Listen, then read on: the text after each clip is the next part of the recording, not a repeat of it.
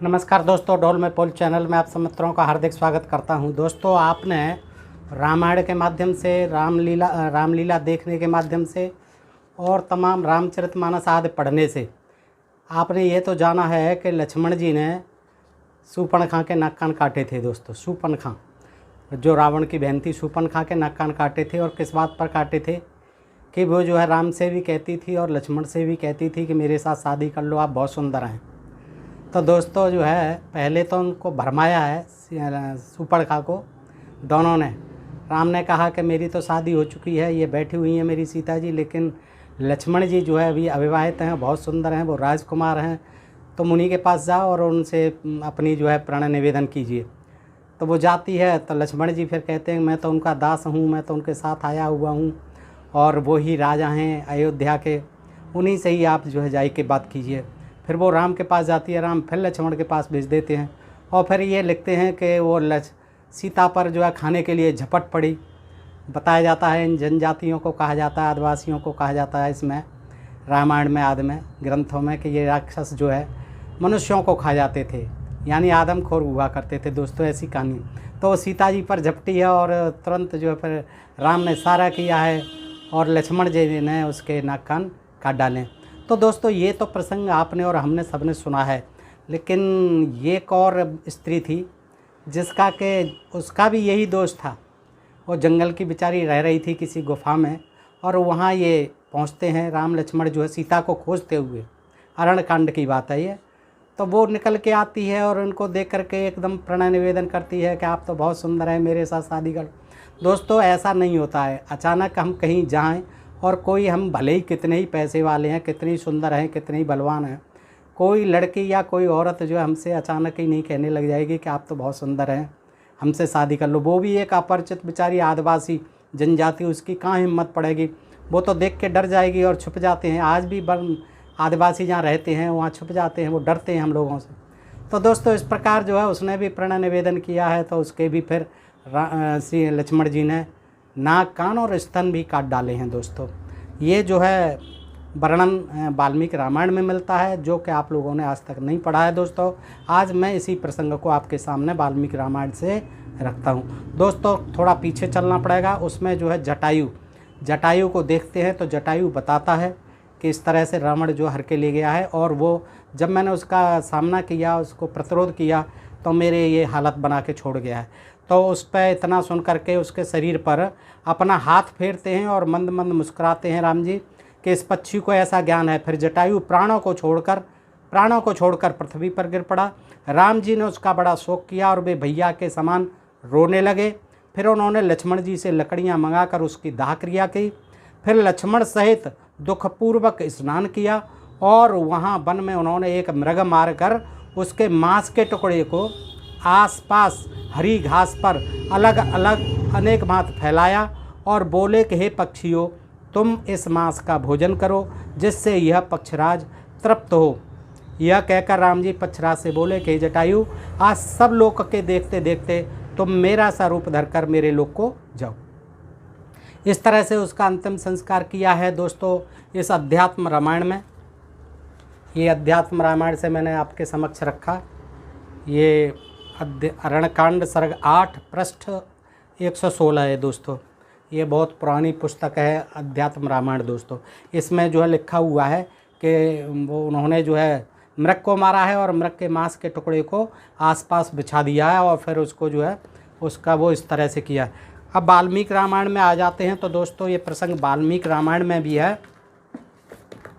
हाँ, इस तरह से जो है वाल्मीकि रामायण से फिर जो है ये 69 69वां सर्ग है। ये क्या नाम है इसका, ये वाल्मीकि रामायण है, प्रथम भाग वाल्मीकि रामायण, गीता प्रेस गोरखपुर, और ये पृष्ठ है 621।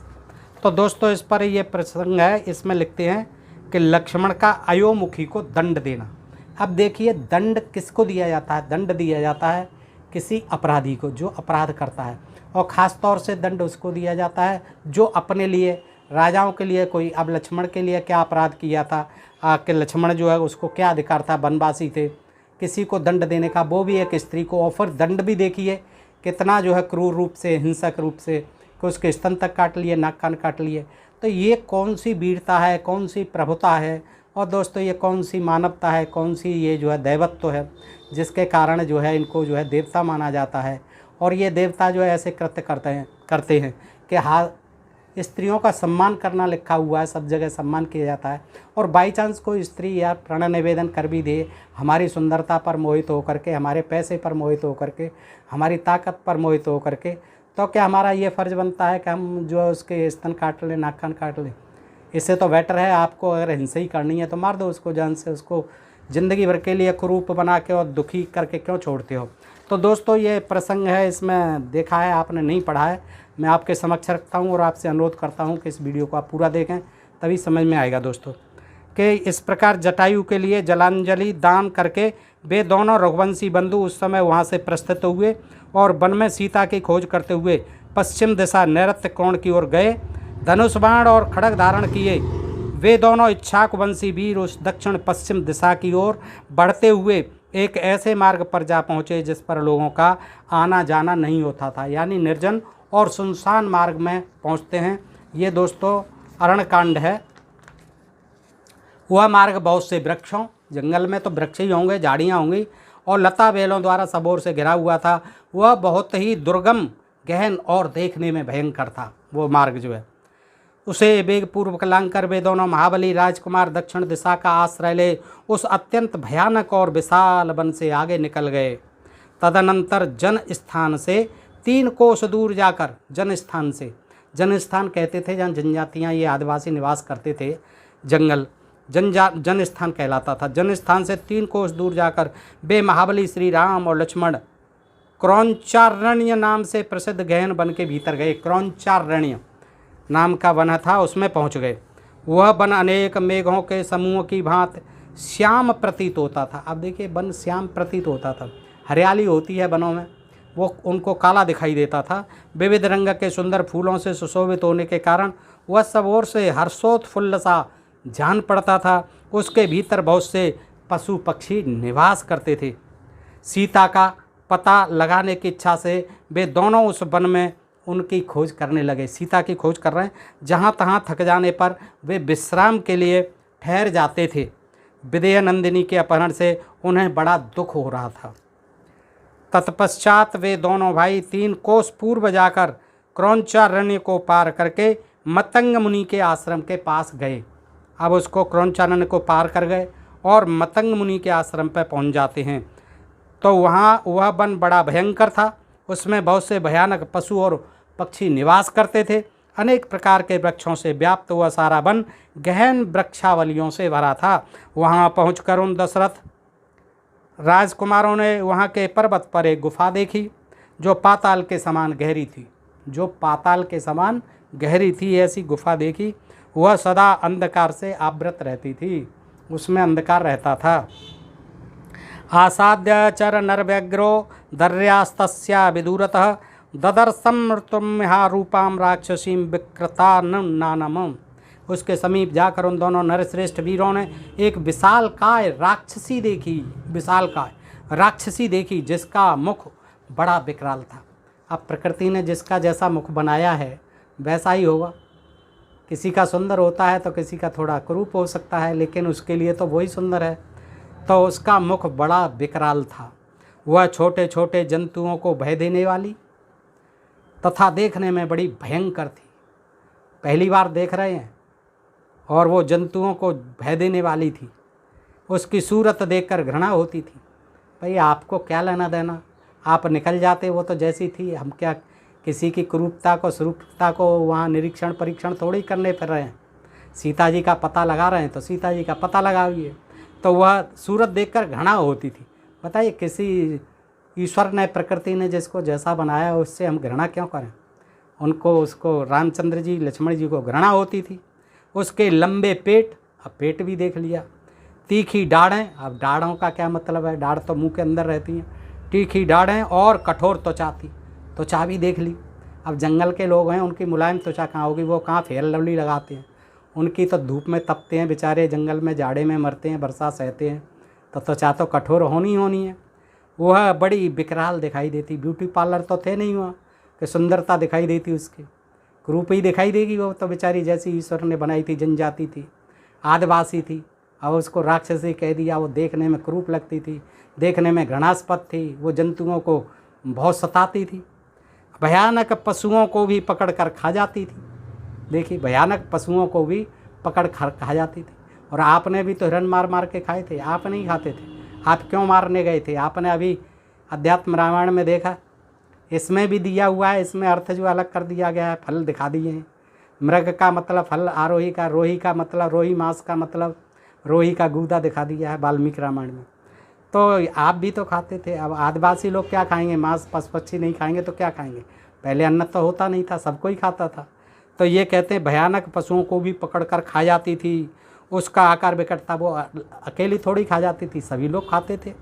उनका भोजन वहाँ कौन से पकवान रखे हुए थे? खीर पूड़ी रखी हुई थी और बाल खुले हुए थे। अब बाल के लिए कहाँ वहाँ कंघा था, कहाँ तेल था डालने के लिए? बाल खुले हुए थे। आपके भी तो बाल खुले रहते थे। उस कंदरा के समीप दोनों भाई श्री राम और लक्ष्मण ने उसे देखा।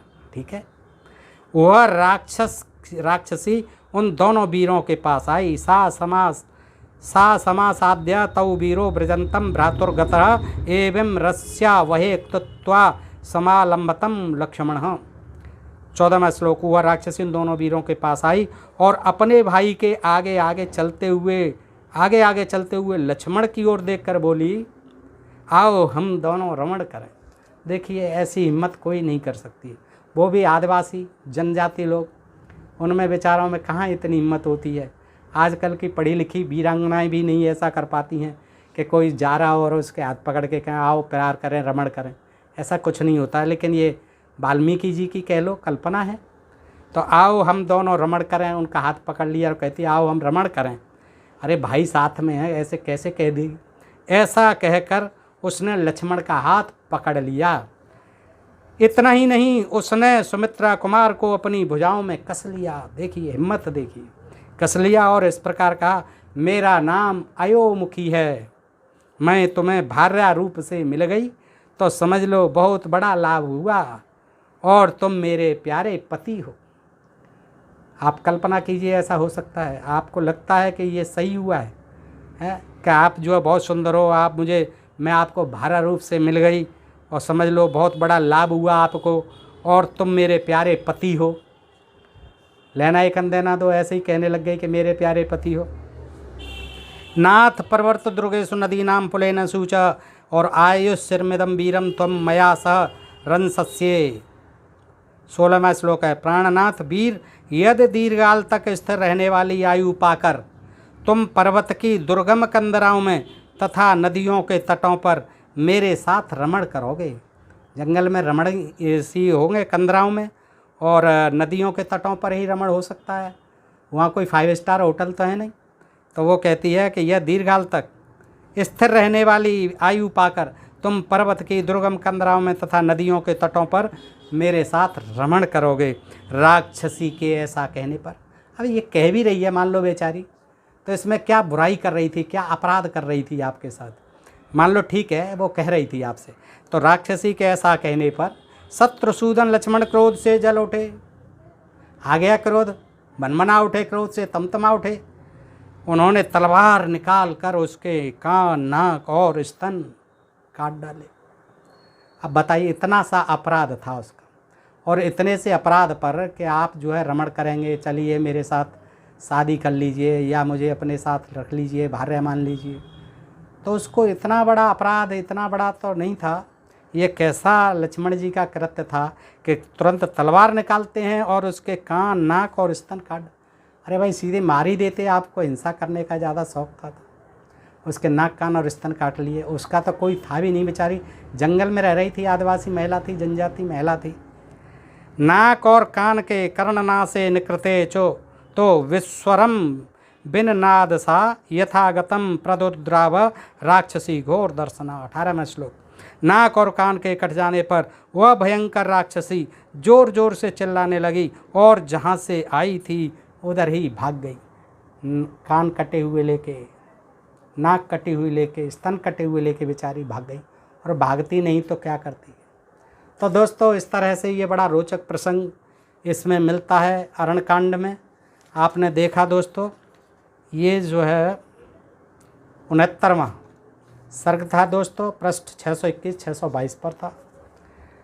मैं जो है कोई बात बगैर प्रमाण के नहीं कहता दोस्तों, फिर भी कुछ लोगों को जो है समझ में नहीं आती हैं। इतनी अंधभक्ति है लोगों के दिमाग में, इतना अंधविश्वास और पाखंड कूट कूट के भरा है कि ना तो उन्होंने कुछ पढ़ा है, ना कुछ पढ़ने की कोशिश की है, ना समझने की कोशिश करते हैं। बस जो सुन लिया मीठी मीठी बातें, चुपड़ी चुपड़ी बातें, उसी को ही सत्य मान करके बैठे हुए हैं। और हमसे कहते हैं कि आप तो इन ग्रंथों की धज्जियाँ उड़ाते हो, अपमान करते हो, देवताओं का अपमान करते हो, हिंदू धर्म का। ये उनकी मूर्खता है। हम कोई अपमान नहीं करते, किसी का अपमान नहीं करते, ना हमारा कोई ऐसा इरादा है दोस्तों।